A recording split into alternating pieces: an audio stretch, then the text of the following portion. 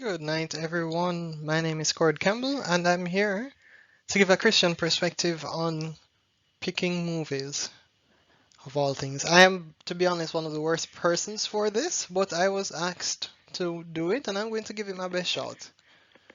So we'll see how it goes.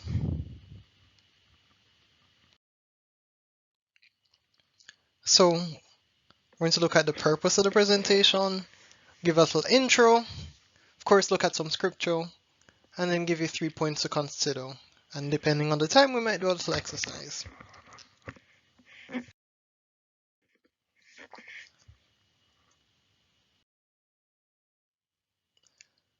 So I'm not going to give the generic beware of certain movies presentation. I'm going to try and give you just some things to think about and use myself as an example. And I'm going to try and keep it as real and honest as possible.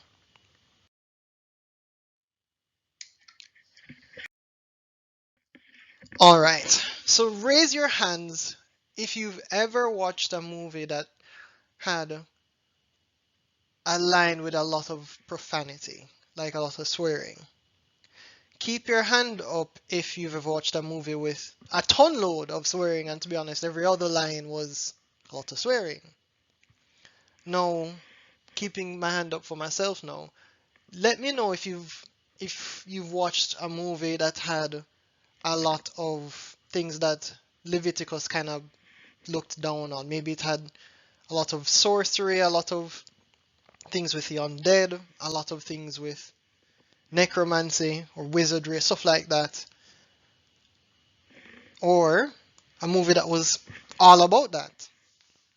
Hands are still up, and I suspect a lot of people's hands are still up, and I'm speaking for myself. And we're going on violence. Raise your hand if you've watched anything with a little bit of violence, and then keep it up if you've watched something that was really, really violent, so much so that you'd feel uncomfortable describing it to someone else.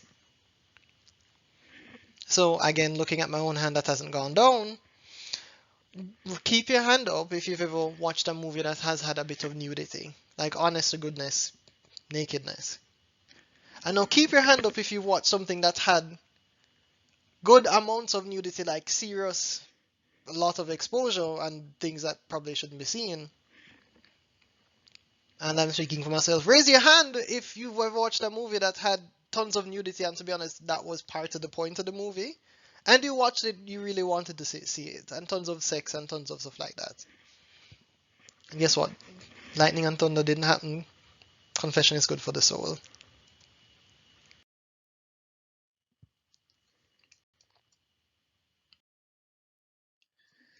So everyone is like, okay, what should we think about? So the answer is scripture. So Philippians 4:8 says, finally, my brethren, whatsoever things are true, whatsoever things are honest, just, pure, lovely, good report, any virtue, think on these things. Um, we have in 1 Corinthians 6:12, all things are lawful unto me, but all things are not expedient. All things are lawful for me, but I'll not be brought under the power of any. Psalm 101:3, I will set no wicked thing before mine eyes. I hate the work of them that turn aside. It shall not cleave to me. Psalm 11:5, the Lord trieth the righteous, but the wicked and him that loveth violence his soul hateth. Titus 2, for the grace of God, for Titus 2:11-12, for the grace of God that bringeth salvation hath appeared to all men, teaching us that denying ungodliness and worldly lust, we should live soberly, righteously, and godly in this present world. And then this is another one. Mortify therefore, this is Colossians 3:5. Mortify therefore your members which are upon the earth, fornication, uncleanness, inordinate affection, evil concupiscence, and covetousness, which is idolatry.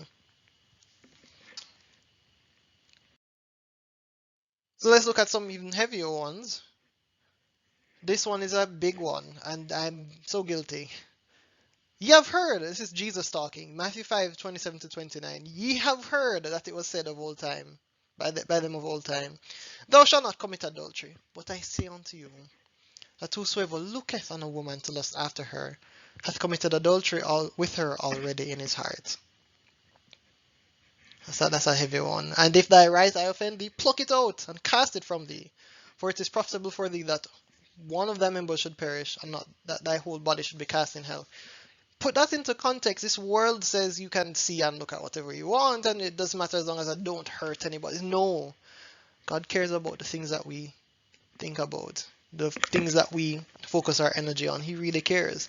So put up your hand, and Ray Comfort does this all the time. If you've ever looked at someone with lust, and keep it up, if you plan to, and you're happy to do it, and you do it all the time, and still up, and you will watch movies where you know that that's the point of the movie, or a lot of scenes in it. All right, and I'm speaking for myself, and I'm sure, I suspect a lot of us, we can say that.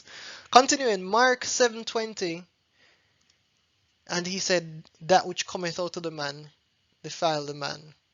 For from within, out of the heart of men, proceed evil thoughts, adulteries, fornications, murders, thefts, covetousness, wickedness, deceit, lasciviousness, an evil eye, blasphemy, pride, and foolishness. And all these things come from within and defile the man. So be careful of what's inside of you. Galatians 5 looks at the works of the flesh, and these are given in contradistinction to the fruit of the Spirit later on.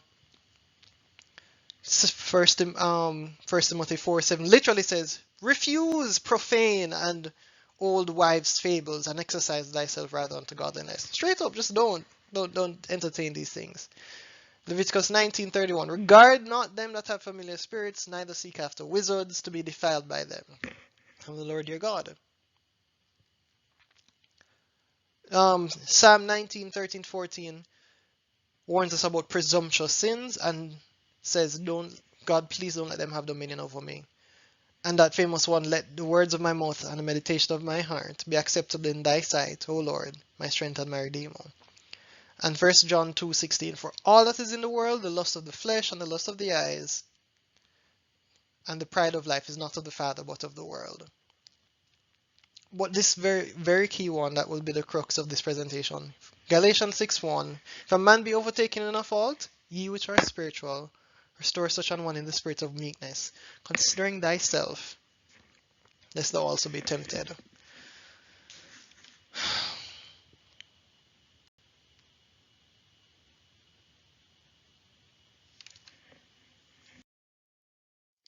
So that was a lot. But let's put this into practice, some practical things that we can keep in mind going forward. Why do people watch movies? People watch movies because they want to learn about, or even remember, a real one, a good story. Sometimes they watch it because they want to have an emotional response. They want something that moves them. They want an intellectual response. They want something that makes them think, or I guess spark their imagination. Sometimes people also want to be entertained, whatever that means. And sometimes you want to step out of this world into another one. And finally, I'm going to say people have tons of reasons that vary from person to person and even situation to situation. So you can add your own.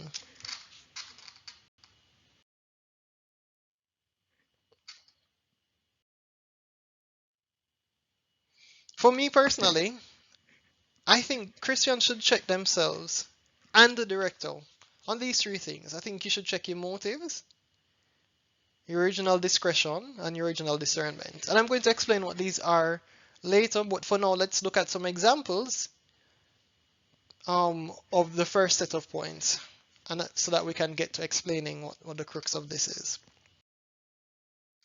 So when I think of movies, I grew up with, my mom loves Stephen King.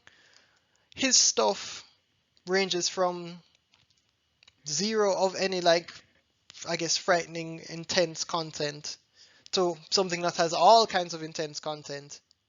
But whatever he does, with whatever level of content he has, it's something that's going to make you think. It's going to create an emotional response. it's going to make you think that this alternate world is real, and you're going to be drawn into that. The Rock, I associate with comedy movies, I associate him with action movies, but I love the world that movies that I associate with him presents. It's a world you want to be in, you want to enjoy, you're engrossed in it, and that's what I associate with him and his movies. Kevin Hart, I can't take serious even if he's in a serious movie just because of, again, my associations with him. And I guess putting depth on the idea of entertainment because his energy is unique to him. You can always feel him wherever he is. And that's what makes him fun and convincing. I tend to associate with more serious movies that deal with more intellectual and emotionally, I guess, burning issues. Not that she as a person is limited to that, but again, she moves me in the worlds that she is presented. And Angelina Jolie, she she's been in a lot of movies that I knew growing up, and she's presented in a variety of roles in all kinds of movies, in all kinds of movies, in all kinds of content. But what I often remember is that those movies tend to have great stories, memorable, powerful stories with interesting scenes, and she's often presented as um, a strong, beautiful female character that a lot of people have great respect for. Not always, but you know. And then Scarlett Johansson, I started to find a good pick because not all of them were like decent for something like this. But she is somebody who has a bit more edge to her in a lot of her characters, but she can also be not so edgy. But whatever role they put her in, whether for beauty or for other roles, she is somebody that people remember when she plays a character either by her voice or physically. And they kind of want when she is interacting on screen, you to remember the emotions associated with that. And that's very key to the point I'm going to make next. So here come the actual content that people always keep track of when discussing whether or not to watch a movie. And I posit to you, and this is the main point of this presentation, that you should keep track of your motives, your discretion, and your discernment in a manner that looks at the director and looks at yourself and looks at the context in which you watch the movie. In other words, if I say to you, I'm not used to profanity, and then I say I'm going to sit down and watch a movie with tons of profanity, it's going to affect me as a person because maybe my mind is filled with the sound of it and it makes me more want to speak like that. If I watch a movie with tons of violence, I'm not necessarily going to become a violent person, but certain things are going to be normalized and maybe I'm going to be a bit more desensitized. It's the same thing with things that are suggestively dark.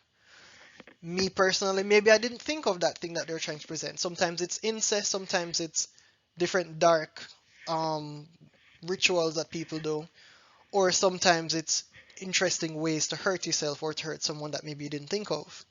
And then last but not least, and I'm speaking for myself, I'm easily triggered by nudity and sex. I personally will say I have problems with it. And as a result, me being sensitive to myself, I have a very, very low tolerance for that kind of content just because I know myself. For other people, it might be a situation where they might have been physically or sexually abused as a child. And it might be that it and violence might trigger them into very, very bad emotional states. Or they have self-confidence issues and all these things. All of them might bring them up. It's also the fact that the director, as I mentioned earlier, is taking advantage of your desire to be intellectually or emotionally stimulated, and he or she uses all of these things to make the movie memorable and emotionally and I guess intellectually stimulating. So again, these things exist in the world. People, all of them, they exist in the world and they are part of life. But in movies, they're presented for the purpose of getting you to want to stay watching the movie and to watch more movies like that and accept the world that the director is trying to create. And if you understand that these things are used in the movie for a purpose, you're no longer just a casual consumer of the movie. You realize that you are somebody who the director is directly trying to manipulate, again for viewership and consistent viewership. Moreover, when it comes to the people and the context in which you watch the movie, whether it be you might be on a date with somebody or with a group of friends, with family, that context affects you watching the movie, because there are certain movies you wouldn't watch with certain family members. There are certain movies you'd kind of want to watch by yourself or with other people, and there are certain movies that certain people would want you to watch because it makes you feel like you're a part of the group.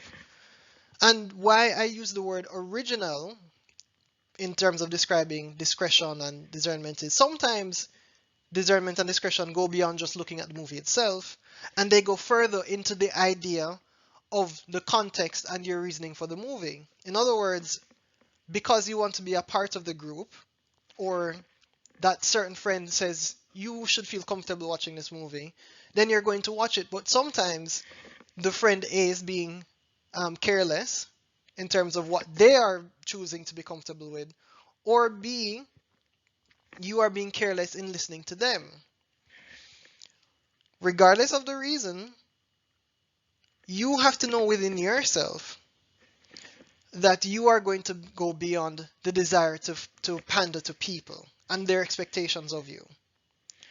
Because when they are done saying you should do this, they're the same ones who will step away from you and leave you alone to deal with the issues within yourself when these things trigger certain things within you. And why I say discernment versus discretion, because discretion as the world defines it, for example, they say viewer discretion advised. They might say, oh, in this movie you'll see 10 people's heads being cut off very violently and with tons of blood, and then this person will be cut up into 10 pieces, and maybe you should use the discretion now, watch it. Or this movie describes an orgy between 15 men, 15 women, and 2 dogs and 2 cats. And you say, okay, my discretion says not to watch it. But discernment goes a bit further to say, okay, I personally, as I said, might be triggered by this, or you personally might be triggered by that. Or this thing that I didn't think about, I really don't want in my mind. And because of that, I'm going to be a bit more cautious than usual.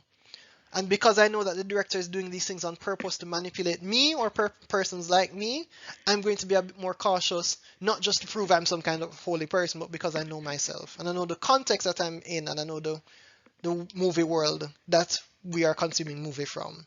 And it is because of that context, I'm going to be a bit more careful. I'm going to not bash myself or bash others, but be a bit more considerate when choosing what to watch, or not being afraid to be in the middle of something and saying, if it's going to continue like this, maybe I need to step away. But the most important thing, as I said, is to be honest, be considerate of people and their circumstances, and admit that we're not perfect. We are prone to be, I guess, have emotional or intellectual reactions to things, and that's okay. But when we're honest with ourselves and we're practical about what will and will not incite us, then we can make informed decisions that can help us to just be healthier people overall, as well as more spiritually minded. And that's kind of what I want to get at with this presentation. I want, when we are as young people are picking movies to watch either by ourselves or with friends and family, for us to be honest with ourselves, honest with the impacts that these things have, and see where we can consider what we've watched already and what we plan to watch in future in a way that will help us to grow as young Christians, as young people, and as human beings. Because these, as I said, as I emphasize, these people know what they're doing when they're making the movies, because they know why people watch it. And I just don't want us to take that for granted. I don't want me to take that for granted. And to show how serious I am, the activity is really just, I'm going to turn on my TV and we're going to select a movie. So let me know how it goes. And thank you for coming. Okay, and so we can select one or we can select 3, but just consider what we've discussed. But yes, thank you so much for having me. I pray that you guys have a really blessed night. Really consider what we've discussed and stay safe.